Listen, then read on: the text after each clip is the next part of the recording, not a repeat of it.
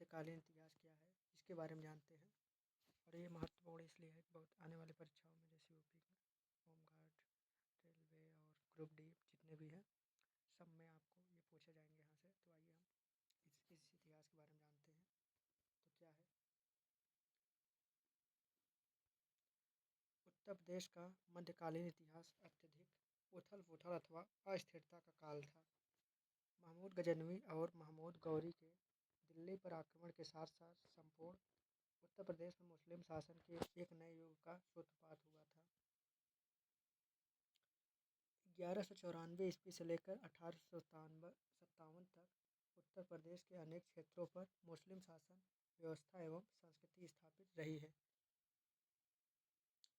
उत्तर प्रदेश व सल्तनत काल क्या है। 1206 ईस्वी में मोहम्मद गौरी का गुलाम कुतुबुद्दीन ऐबक दिल्ली के सिंहासन पर बैठा तथा गुलाम वंश की स्थापना की उसने।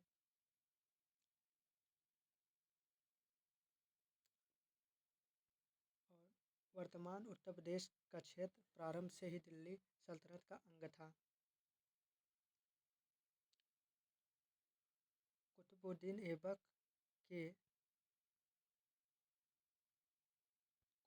ऐबक के बाद इल्तुतमिश दिल्ली का सुल्तान बना। सुल्तान बनने से पूर्व वह बदायूं का इक्तेदार था। बदायूं की जामा मस्जिद का निर्माण इल्तुतमिश ने ही कराया था।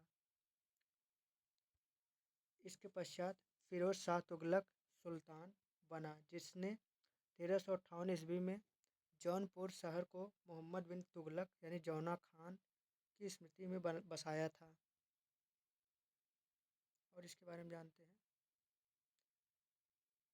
फिरोजाबाद की स्थापना भी फिरोज शाह तुगलक द्वारा ही की गई थी। फिरोज शाह तुगलक के द्वारा ही की गई थी। फिरोज शाह तुगलक के प्रमुख अमीर मलिक सरोवर ख्वाजा जहां ने पूर्वी उत्तर प्रदेश के जौनपुर में सरकी साम्राज्य की स्थापना की थी। 1394 ईस्वी में की थी। मलिक सरोवर को तुगलक वंश के सुल्तानों ने मलिक उस सर्क पूर्व का स्वामी की उपाधि प्रदान की थी तथा उसे पूर्वी क्षेत्रों का शासक बनाया था। सरकी शासनकाल में जौनपुर शिक्षा, कला एवं व्यापार का प्रमुख केंद्र बन गया। अतः जौनपुर को सिराज ए हिंदुस्तान पूर्व का सिराज कहा जाने लगा था। दिल्ली के सुल्तान बहलोल लोदी ने 1484 ईस्वी में जौनपुर को जीत लिया था तथा सरकी साम्राज्य को दिल्ली सल्तनत में मिला लिया था। सुल्तान सिकंदर लोदी ने 1504 ईस्वी में आगरा शहर की नींव डाली तथा इसे अपनी उप राजधानी बनाया था। सिकंदर लोदी के बाद इब्राहिम लोदी गद्दी पर बैठा था। उत्तर प्रदेश में सल्तनत कालीन प्रमुख निर्माण क्या थे, आइए समझते हैं। जामा मस्जिद यानी बदायूं का निर्माता इल्तुतमिश था। जौनपुर नगर फिरोजाबाद फिरोज शाह तुगलक ने स्थापना करवाया था। जामा मस्जिद लाल दरवाज़ा जौनपुर में हुसैन शाह शकी ने निर्माण करवाया था। अटाला एवं झंझरी मस्जिद जौनपुर में इब्राहिम शाह सरकी ने बनाया था। आगरा शहर सिकंदर लोदी ने बसाया हुआ था, निर्माण कराया था। उत्तर प्रदेश व मुगल काल। बाबर ने इब्राहिम लोदी को 1526 ईस्वी में पानीपत की प्रथम लड़ाई में परास्त कर मुगल साम्राज्य की स्थापना की। बाबर ने आगरा को अपनी राजधानी बनाया था। 1529 में बाबर ने महमूद लोदी एवं नुसरत शाह को घाघरा नदी के तट पर हराया था तथा खानवा के युद्ध में राणा सांगा को पराजित कर अवध एवं कन्नौज पर अधिकार कर लिया था। 1530 ईस्वी में आगरा में बाबर की मृत्यु हो गई। बाबर के बाद उसका पुत्र हुमायूं दिल्ली का सुल्तान बना, परंतु उसको परास्त कर अफगान शेर शाह सूरी दिल्ली का सुल्तान बन गया था और सूरी वंश की स्थापना कर दी। 1545 ईस्वी में शेर शाह सूरी की मृत्यु कालेंजर के प्रसिद्ध किले पर आक्रमण करने के दौरान तोप का गोला फटने से हो गई थी। शेर शाह सूरी की मृत्यु के बाद हुमायूं 1555 ईस्वी में पुनः दिल्ली का सुल्तान बना। हुमायूं की मृत्यु के बाद 1556 ईस्वी में अकबर दिल्ली की गद्दी पर बैठा और भारतीय इतिहास में एक नवीन युग आरंभ हो गया था। 1572 ईस्वी में अकबर ने आगरा से 36 किलोमीटर की दूरी पर फतेहपुर सिकरी नामक शहर की स्थापना की तथा यहाँ एक किले का निर्माण भी करवाया था। अकबर के नवरत्नों में से दो मशहूर मंत्री टोडरमल सीतापुर तथा बीरबल कालपी उत्तर प्रदेश के थे। अकबर के बाद जहांगीर शासक बना।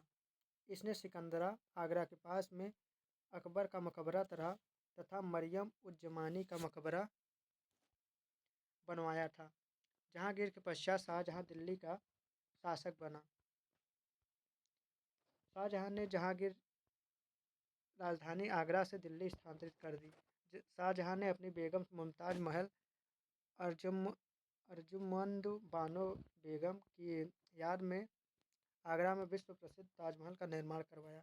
इसके पश्चात शाहजहां ने आगरा किले में संगमरमर की मोती मस्जिद का भी निर्माण करवाया था। शाहजहां के बाद औरंगजेब दिल्ली का शासक बना, परंतु उसकी धार्मिक कट्टरता के कारण मुगल साम्राज्य का पतन प्रारंभ हो गया। उत्तर प्रदेश में मुगल कालीन स्थापत्य की स्थापना कब हुई थी? प्रमुख स्थापत्य निर्माता जामा मस्जिद संभल, बाबरी मस्जिद अयोध्या में बाबर ने करवाया था। फतेहपुर सिकरी शहर में अकबर ने करवाया था निर्माण कराया। आगरा एवं प्रयागराज का किला अकबर ने ही निर्माण करवाया। जहांगीर महल आगरा अकबर ने ही निर्माण कराया।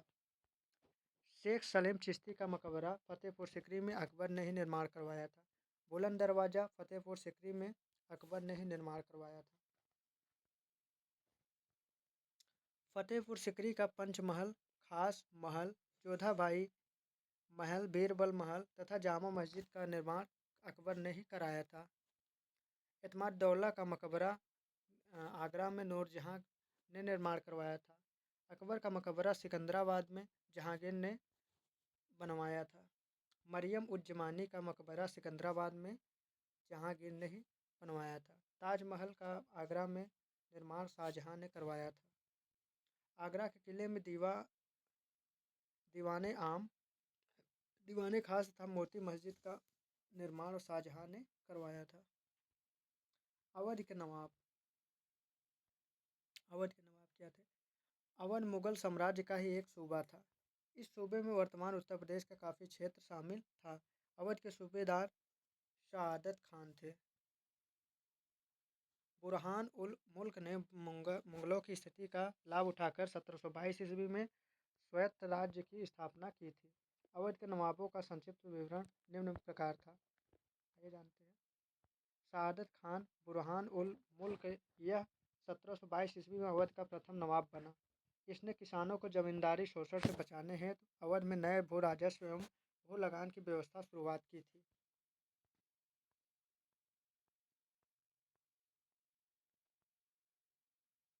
सफद रजंग यह 1739 ईस्वी में अवध का नवाब बना। 1748 ईस्वी में उसे मुगल साम्राज्य का वजीर बनाया गया था तथा इलाहाबाद का प्रांत भी सौंप दिया गया था। शुजाउद्दौला यह 1754 ईस्वी में अवध का नवाब बना। उसने मीर कासिम तथा मुगल सम्राट शाह आलम द्वितीय के साथ 1764 ईस्वी में हुए बक्सर के युद्ध में ब्रिटिश ईस्ट इंडिया कंपनी के विरुद्ध युद्ध किया। शुजाउद्दौला ने 1773 ईस्वी में वारेन हेस्टिंग के साथ बनारस की संधि तथा अंग्रेजों की सहायता से 1774 ईस्वी में रोहेलखंड को अवध में मिला लिया था।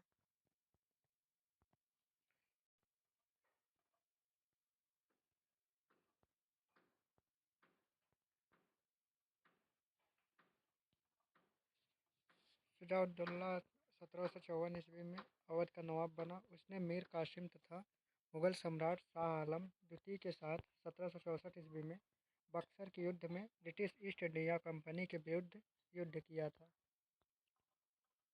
शुजाउद्दौला ने 1773 ईस्वी में वारेन हेस्टिंग के साथ बनारस की संधि तथा अंग्रेजों की सहायता से 1774 ईस्वी में रोहेलखंड को अवध में मिला लिया था।